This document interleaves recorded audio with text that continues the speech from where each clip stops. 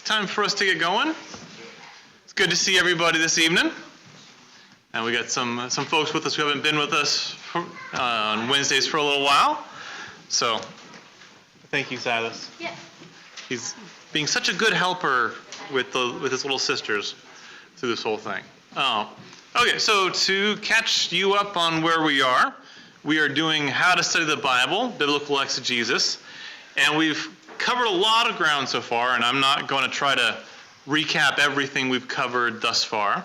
But where we are right now is we're talking about studying the cultural and historical context, meaning what was going on in the world and society at the time the text was written. By way of review, what is the best source for studying the cultural and historical context? I think Bibles for 200. Bibles for 200. Absolutely right, the Bible. The Bible is the best way to find the cultural historical context. And we've spent a lot of time talking about what to make note of. We've talked about the fact we need to make note of locations that are mentioned in the text. We've talked about making note of specific historical events in the text, making notes of names that are in the text, not just main character type names, but recurring names as well as names of extra-biblical, well, not necessarily extra-biblical figures, but social figures like governors or things like that, so that we can tie it in with what's going on in the culture, as well as culturally specific facts. And I was hoping to get through this last point last week, but we ran out of time. That clock works against me. So the final thing that I want to mention in what we're making note of in the text is purpose statements. Now, we talked about purpose statements previously, so what is a purpose statement? Says? Something that speaks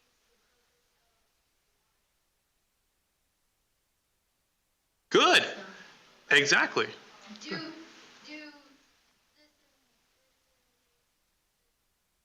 eyes. Right. So that would be a great example of a purpose statement in a sentence or in a paragraph. Absolutely. And in a book, we'll get statements where they'll say, well, I'm writing to you because. And what will often happen is an author will often address issues linked to the cultural and historical context in their purpose statements, saying, this is why I'm writing to you. And 1 Corinthians is an excellent example of this. As we've discussed in the past, in 1 Corinthians, Paul is addressing a number of different questions that were asked to him, whether by messengers or by letters. And we see issues going on in the region of Corinth at that time by these questions that are asked. Let's go to 1 Corinthians. Let's take a quick look at some of these. So looking at 1 Corinthians 7:1, what is a cultural issue that might be going on in their time and place based on 1 Corinthians 7:1?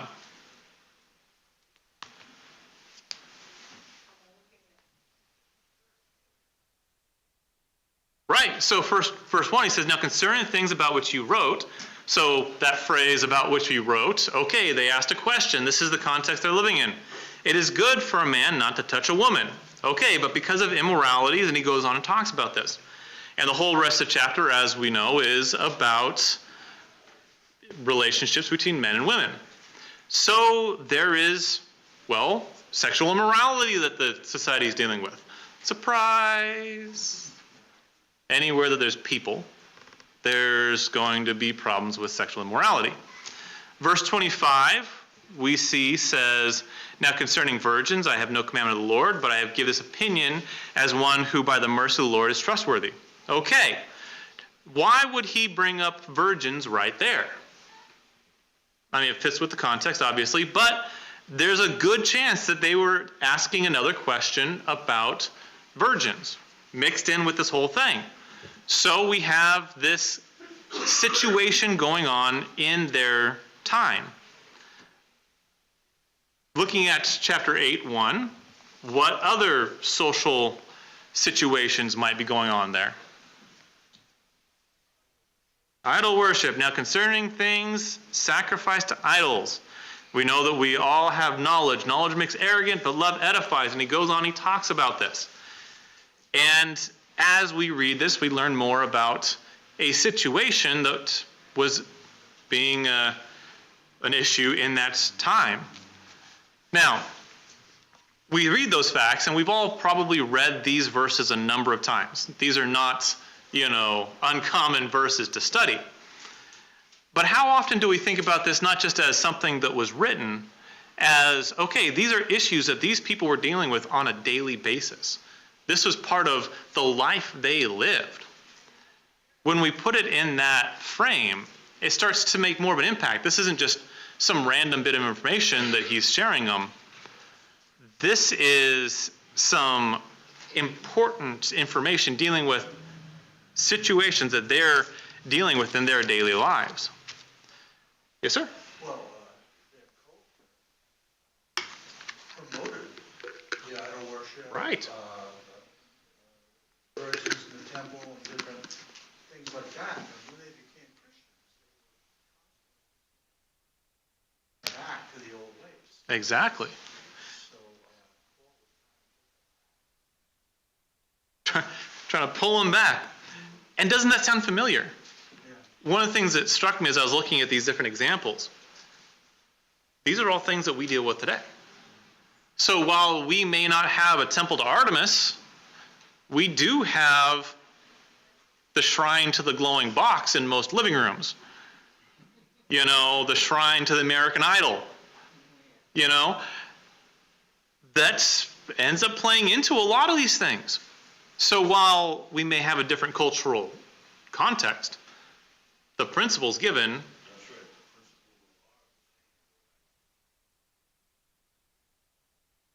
right. As the saying goes, there's nothing new under the sun. Continuing on, 12:1 says, "Now concerning spiritual gifts, brethren, I do not want you to be unaware." Okay, so there is a cultural context, spiritual gifts, which of course we've studied quite a bit in the past. And 16:1, "Now concerning the collection for the saints, as I directed the church in Galatia, so do you also on the first day of every week." And he goes on and talks about that. So we have this tying together with what we've studied in Acts previously about the collection being taken up for the people dealing with a famine. Again, now we see this cultural connection tying things together. So that's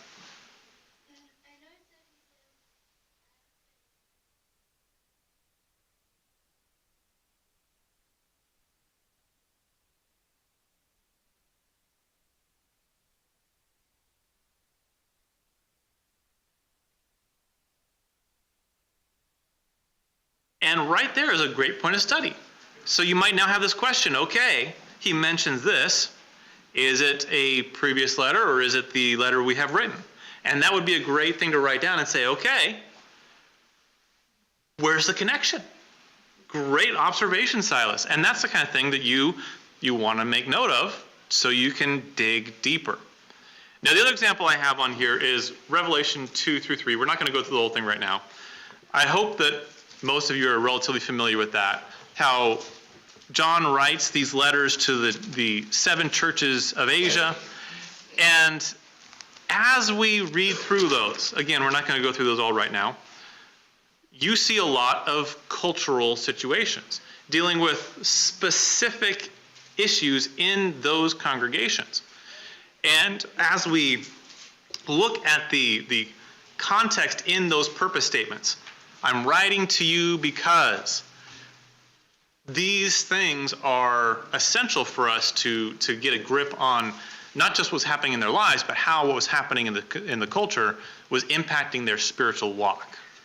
Thoughts, questions about this before we move on? Facing each church, even though they live in the kind of same general area, kind of reacting to it. Right. And one thing to pay attention to that Alan brought out in that statement is that each of them has a different issue, different problem that also shows us that these cities aren't all the same. Just like cities and towns and congregations today aren't all the same. An issue that one congregation was strong on, another was weak on. And so the cultural context, even though each of these cities is not far away, most of them are less than a day's walk from each other. Some of them are a little bit further than that, but you can walk that circuit pretty easily. Even though they're not very far from each other, they each had their own very unique cultural context. Good point, Alan. Okay, any other thoughts about this before we move forward? Okay, so we've been talking about seeking out the cultural context in the Bible. But there comes a point where the Bible doesn't have all the details of the histories. And so now we're going to talk about extra biblical tools for studying the cultural and historical context. Now, we spent so much time talking about finding it in the Bible because it is very, very tempting to forego the Bible study and jump right to the extra Bible study, as in outside the Bible study. It's really tempting. But we want to go to the Bible first, and then, once we've gleaned everything we can from there, then go to those other resources. And as we talked about at the beginning of this whole study, there are some dangers associated with studying the background. One being inaccurate background information, another being elevating the background info above the text. It is really a huge danger for us to pick up a source, whether it be a website or a speaker or a book, that is inaccurate. And then we start sharing inaccurate information. It's also really easy to just talk about, our favorite author, author so-and-so said this, that, and the other. Well, that's great. What does the Bible say? So we need to not elevate that extra information above what God's Word says. Remember, your information is only as good as your resource. This is why we should go to the Bible first. We talked about this at length a while back, but any thoughts or comments about this before we... Going that route, we're going to find so many biases Right. in every direction. So we got to be really cautious Yes. to compare notes with the authenticity of the Bible. Exactly, and that reminds me, Alan, could you do me a favor? Sure. Can you go into the library and grab the commentary on Ecclesiastes and Song of Solomon that Danny wrote? I meant to bring that up with me earlier. Thank you. Well, especially these days, like eggs are good for us, eggs are bad for us, eggs are good for us, eggs are bad for us. Well, and So we see that in a it's really theological... hard to make that. Right, and we see that in a theological world where people's opinions, they want to sell books. And, well, you sell more books if you tell the society what they want to hear. That's why if you go to the quote-unquote Christian bookstores right now, there are loads of books on LGBTQ and gay things. Some for, some against, but that's a hot topic, and so everybody's trying to make money off of it right now. Now, that sounds really bad. I know some of them aren't out just to make money. There are some... Why they print books to sell them. But that's one of their things. So we need to remember that the information is only as good as the resource that we're getting it from. Okay. Trying to give Alan time to get back with that commentary. We didn't need the commentary for a little while, but... All right, let's talk about some resources for studying the cultural context of an entire book. What we're going to do, we're going to talk about resources for an entire book. Then we'll talk about resources for specific topics, specific passages. Now, an entire book, what I mean is not the entirety of the Bible, but the entirety of a biblical book. Galatians, Ephesians, Ecclesiastes, things like that. One really good resource, again, depending on the quality of the one you get, but Bible handbooks can be a really good resource for getting an overview of a book. And I don't have a ton of Bible handbooks out here, but we have a couple of them here from the library here at the building. And we'll talk more about the details of what each of these books contains in a minute. Another good resource for getting a grasp of the cultural context is Old and New Testament introductions and surveys. And these books, They tend to be very academic, and we'll talk about the details of them in a minute, but they can be a really good resource. Another one is commentaries. Commentaries are, they're their own animal that we'll talk about in a minute. I'm thinking Alan probably got lost. Silas, could you tell him it's on the shelf next to the fireplace at my head level in the middle? Yep. Thank you. I should have told him that. I'm going to grab one of my favorite commentaries, so when we talk about commentaries, I can hold it up and we can talk about it. And I forgot to grab it because I'm out of sorts today. Okay, let's talk about Bible handbooks. What do you all know about Bible handbooks? Before I start blathering. They have opinions, Okay, often have opinions, yes, often. and your opinion may not be my opinion. May not be right. Yeah. So Bible handbooks tend to be basic and brief. For someone who is not academic, I tend to recommend a Bible handbook, a well-done, sound Bible handbook. But what they have is they have basic and brief information about the Bible books. So if you're not incredibly academic, you can find generally what you're looking for, just some good background info. They include general background information and introductory information. They don't go into great depth. They kind of give an overview, which again can be good if you're not an academic person. They'll often contain short articles on subjects of interest, which again, sometimes are based on someone's opinion, depending on the handbook you get. And they might contain basic commentary. Some of them do, some of them don't. Now, just to give you an example on this, in this one, if we look up Titus, in this particular handbook, Titus is all the discussion on Titus is all of 2 pages. And it talks about who he was, talks about elders, and then does a really quick overview of the island of Crete, and then really, really short explanation of what's in chapters 2 and 3. Very, very basic information. But for somebody who is not necessarily looking for Greek and Hebrew explanations of everything, they can be a really good introductory resource. Again, only as good as the writer who compiles it. Sorry, did I send you on a wild goose chase? No, Thank you. Sorry about that. It was hard to spot. Yeah, Ellen. Yeah, the library isn't quite as well organized as I would like. We're working on it. We're getting it updated, slowly but surely. Okay, any thoughts or questions on handbooks? Sorry you missed it. Okay, pretty straightforward. Now let's talk about Old and New Testament introductions and surveys. Now this is one of those books I had never heard of before preaching school. And when I saw it on my reading list, didn't know what in the world they were. So, what is an Old or New Testament introduction and survey? Anybody know?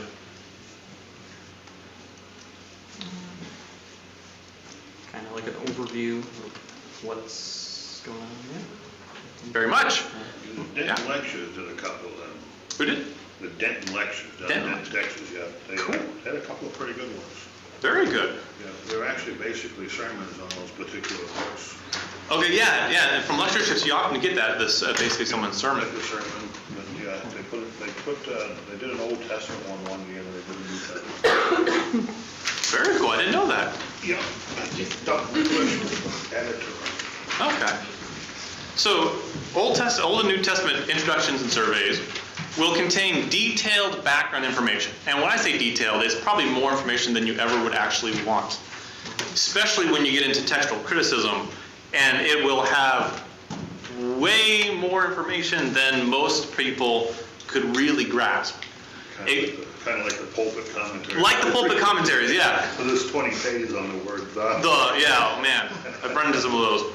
They give overviews of contents of each book, and Overview is the right word. They don't go into great detail, but they will give an overview of the topics covered.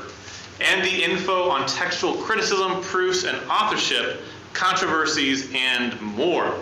This is where these really come in handy, especially when someone says, oh, well, that book isn't even supposed to be in the Bible. And you might go, well, I've never heard that. How can I, other than just saying, well, it's there, how can I answer it?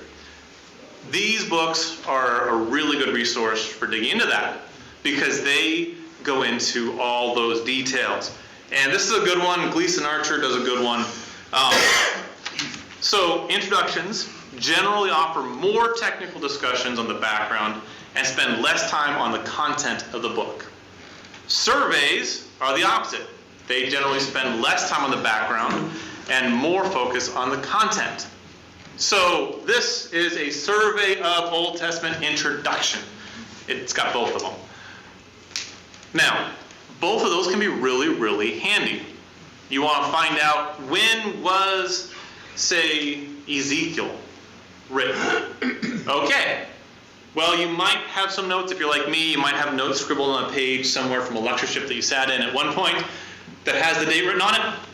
But this would be the resource where you could do that. You could flip it open. It would have not just the date that most scholars believe, but why they believe that date, alternate theories, has all that information so you can digest it.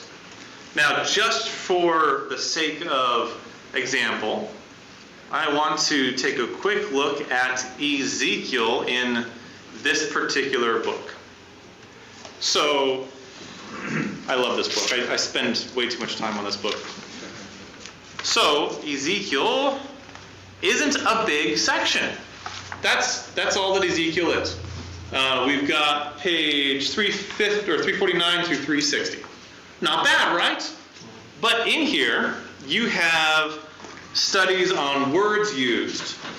You have maps of the empire. You have an outline of the book of Ezekiel. You have more maps, some pictures, discussions about different content. Gives you a lot of really good introductory information in a relatively compact place. Now, going through this, you can find scholarly and academically sound information that, yes, you could find in a Google search, but you might get, willy-nilly who knows what in your Google search. But this will at least be academically sound. And generally, whenever I end up getting into this book, there's more questions that I have to study. Yep. It's exciting that, but we know we got to go to the Bible to find out the answers to the things we're researching. But when someone has pulled all the information and put it in one resource, that's the exciting part, because I can go in there, if it's a sound brother or sister or somebody who's done sound history work, I can go in there and find that information just by flipping the page and looking for it. Right. I think that it's always so cool. Maps are always great, but Maps are always great, yeah. Right, and Bob is absolutely right. Having all that information condensed into one place, we really have a great blessing in the time frame we live in. You think about the scholars who were studying, 1,000 years ago, and they couldn't just go on and order Gleason Archer's Survey of Old Testament Introduction. If they had access to a library, it was, scrolls or books that they have to thumb through by hand and maybe walk 100 miles to get to a monastery that had the books they want to read. So we really have some great blessings that we can just open these up and start digging. Really good opportunities. Yes, sir? May I see that book? Yeah, absolutely. No problem. Now let's talk about commentaries. And we'll talk about more commentaries later. So we're all familiar with what commentaries are. Generally, they're more detailed than the previous mentioned resources mentioned. And I say generally. Sometimes they're not. Sometimes they're way more. Like Dan mentioned the pulpit commentaries, that you may get 3 pages on 2 words in a particular verse. And if you're just looking for some general information, it's overwhelming. Some of them are more opinion than not. And that's my next point. They're prone to include personal bias. That's one of the big dangers of commentaries. It seems like almost a fad for someone to make their name in the theological world by writing a commentary. And sometimes they're done quickly and without much thought. Sometimes they're done very well over a long period of time. So you want to be really careful with commentaries. They can be good for learning about different points of view. I consult commentaries a lot, not necessarily to find out what the Bible actually says, but to find out what other people say that it says so that I can answer their arguments. Because very often you can go online and you can get a hold of a liberal commentary, maybe a Baptist commentary. See what their arguments are about why they think Acts 2:38 doesn't mean you need to be baptized for the remission of your sins. And then you can know what people will say so you can refute them. That's honestly what I use commentaries for most of the time. But a good Brotherhood commentary can give you really good sound information. And we must be careful not to elevate them above the text.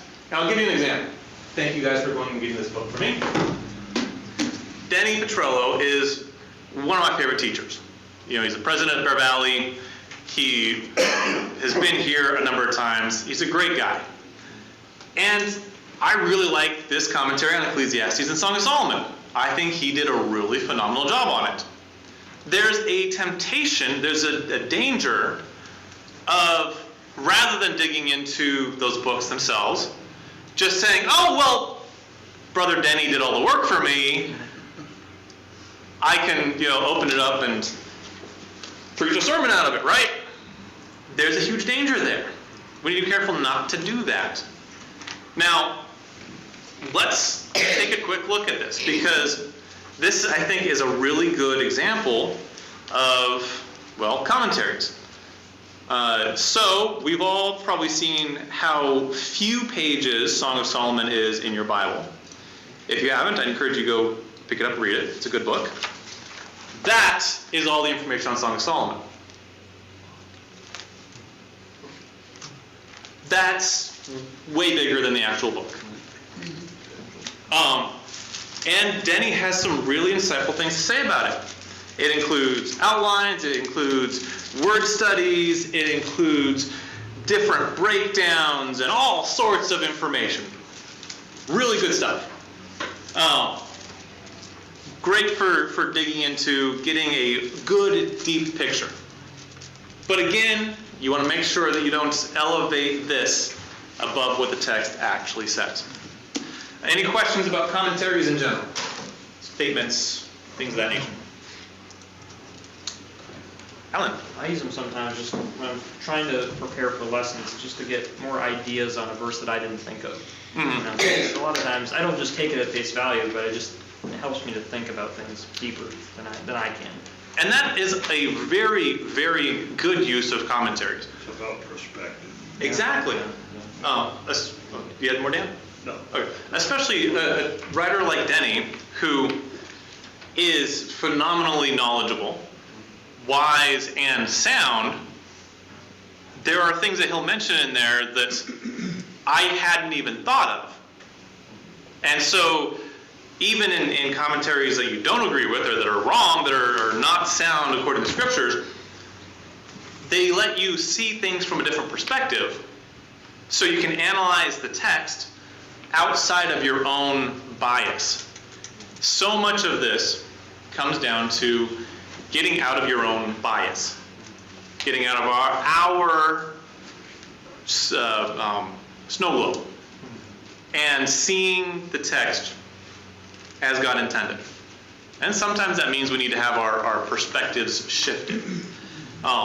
And sometimes, there's been a number of times that someone will make an argument that I don't agree with, but I hadn't thought of before, and I don't know, I need to dig into it. And it drives me to dig deeper in the Word and to study out that issue.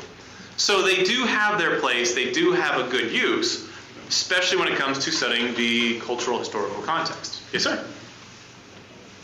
I like that comment about it encourages you to go deeper into the work, because that's what I find. I find that when I look at commentaries after reading the text myself, Yeah. you know, several times over, and then, as Brother King was saying, get a different perspective.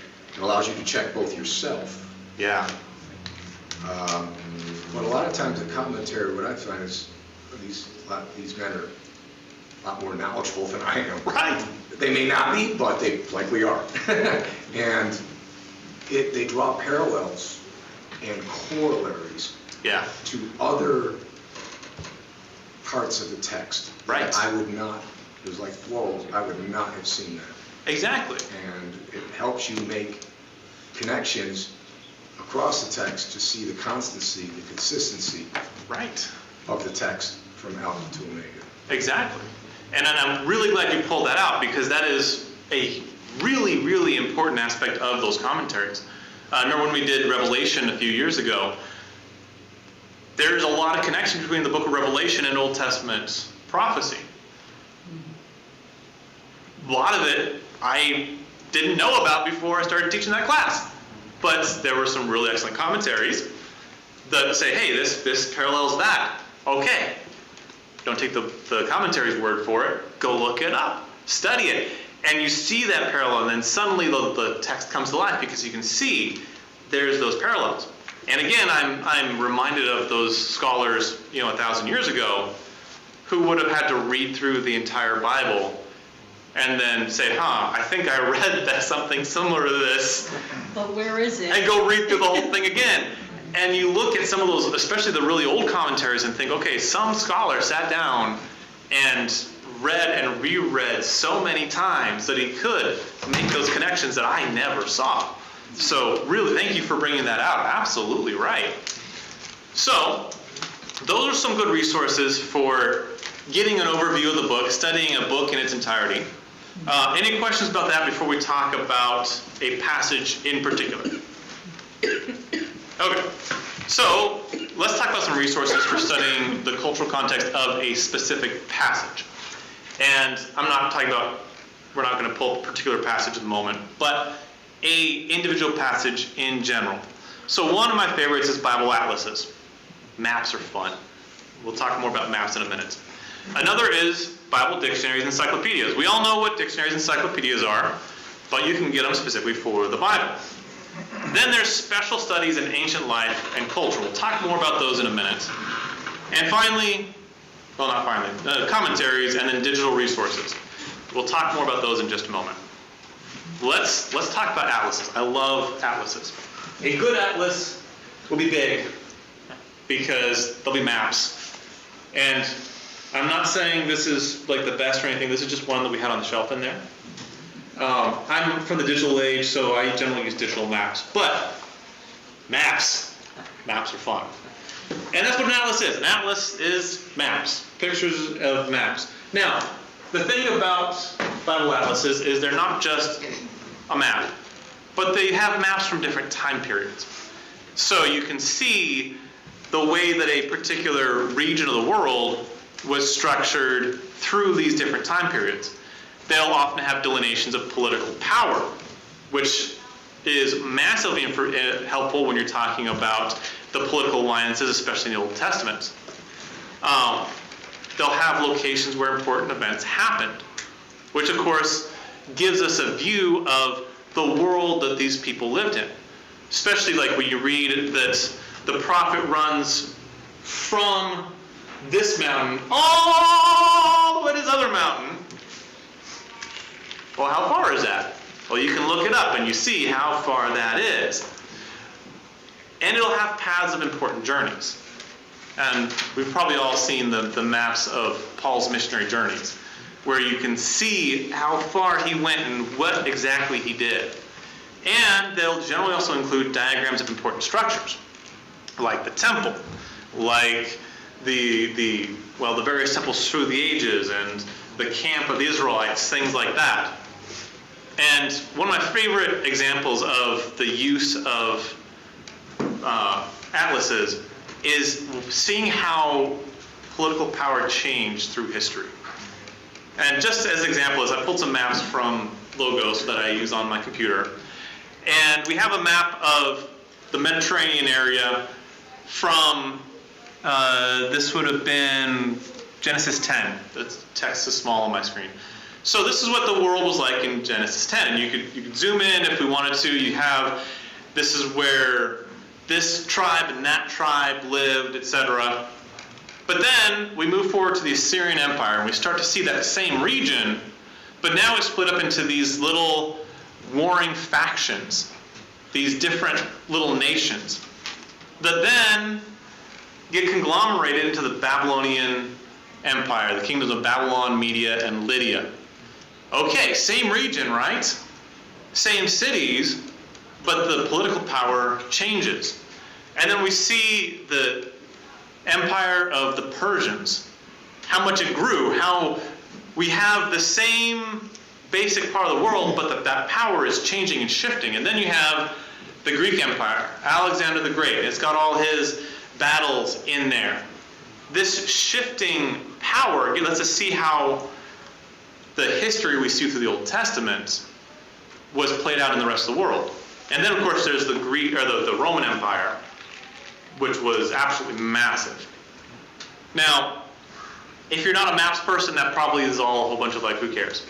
But seeing those maps, you could spend hours poring over those maps and seeing how everything is interconnected. Now, while that doesn't necessarily change the meaning of the text, what it does is it gives us a better grasp on the life that they led and what was going on in their world. Any questions about atlases? Yes, ma'am? Just maps with the geography is really good, so Yes. that you could see that Jericho was up here and there is a plain going down to the Jordan, so they could see the Israelites coming towards them. Right. And also the geology, what rocks and things like that are pretty important too. Exactly, which is one of the fun things with a book like this. That's the problem with digital maps, you just get the map. These kinds of books will have photographs of a region, so you can see that sort of thing. And you may not know that you need to know that, but then you see a picture and it really lights it up. Yes, ma'am? But also the way that they traveled, the way that their highway system, and how, like, this way was the only way you got to go here because there wasn't an intersection. Right, yeah. And sometimes there's a mountain in the way. You can't exactly And go. how to go around the mountain and, Right. you know, not like today, we just hop in a plane and just go over the mountain. Exactly. So Bible atlases can bring a lot of color, a lot of depth to your Bible study. 5 minutes. Wow, the time flies. We also have Bible dictionaries, encyclopedias. Now, these will provide information about specific topics arranged alphabetically. One of the problems with commentaries and the introductions and stuff is they'll mention specific items as they come up, which is fine. But sometimes you just want to know what this one item was. You're studying and you want to know about first century tents. Well, you pull out your encyclopedia or your dictionary and they'll have that information. And of course, as we know, they're arranged alphabetically. These are great when you need specific, I just said that, specific information without wading through everything the other resources offer. Sometimes, especially if you're doing a lesson or you're doing a quick study on something, you don't have time to dig through an entire chapter in a commentary or an entire entry in the introduction book. You just want that one piece of information. Pretty straightforward. Another book, I'm going through this kind of quick, we've got 5 minutes left. I need to ring that first bell. Can't ring that first bell. Lights turned off downstairs. Okay, they'll figure it out. Next thing I want to talk about is special studies in ancient life and culture. Okay, what is a special study in ancient life and culture?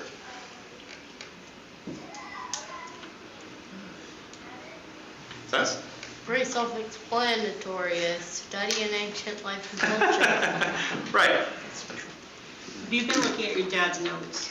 Now, yeah, Then, these books, we don't go to the Bible bookstore and say, hey, I want a special study in ancient life and culture. What we generally say is, I want a book about the women of the Bible. There you go.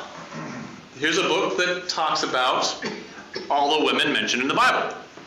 This one's a decent one. We have another one that my wife got that someone gave her, and it's really weird. Like, comes up with all sorts of information that's not in the Bible, and it's honestly kind of wonky. This one's good. This one's a good one. And, okay, so then you can dig in and you can say, okay, that's what this contains. This doesn't talk about geography. It doesn't talk about pottery. It doesn't talk about, all it talks about is the women of the Bible. So these provide detailed discussions on selected topics. And they can be very helpful when you want to dig deep into a specific topic. Now, you can get these books on basically any topic you want. There's way more than I could actually list out. Hey, the light came on. Cool. yeah. Thank you, Walt. I'm glad he could see it. I can't see that light when it turns on. Now, that's basically self-explanatory. There it is. Any thoughts or questions about special studies in ancient life and culture? Yes, sir? Would a study that is authored from an internal perspective be considered a special study? So, are you talking about? Okay, explain which Well, you're a talking lot about. of times, it's historical information, so the person's always going to be an outsider. So I'm talking about someone who was there living it internally in the village or whatever. Okay, so like Josephus, who was a first century historian who wrote about historical events during that time period, that kind of thing. Is that considered a special study? It could be. That I would honestly lump in with, yeah, it could be a special study. I'm not sure exactly where I'd place that in this particular discussion, but yeah, something like Josephus or a writing from somebody who was living at that time period but wasn't necessarily from the Bible could be a very good set of insights on life in that time. Absolutely. And that is something I don't have in this particular list of resources, but it can be a lot of fun, is extra-biblical historical documents that talk about these things, and they may not be directly related to Scripture, but they give you an insight into the culture. Absolutely. I should have added that to my list. That's really good. Thank you. All different kinds, really. I mean, there's secondary sources, and I think we've been talking about mostly just secondary sources, but what he's talking about is primary. So. Primary sources. Yeah, those are definitely the most, I don't know, they can usually be the most accurate just because people lived that during that time. Why would they lie? Right. So people would see through it pretty easily. So. And that goes on to how deep academically do you want to go, because sometimes digging through primary resources or primary resources can be a lot. It may take a lot of time and effort because they may not be talking about what you want to talk about. They might just talk about something else. So, like reading Josephus. Josephus is fun, but he spends chapter after chapter talking about the internal intrigues of different governors throughout the Roman Empire. It's interesting, but it may not necessarily apply. Okay, we almost got through this entire study. We have a few more things to talk about, but we're out of time. So thank you all for your participation, and we'll pick it up here next week.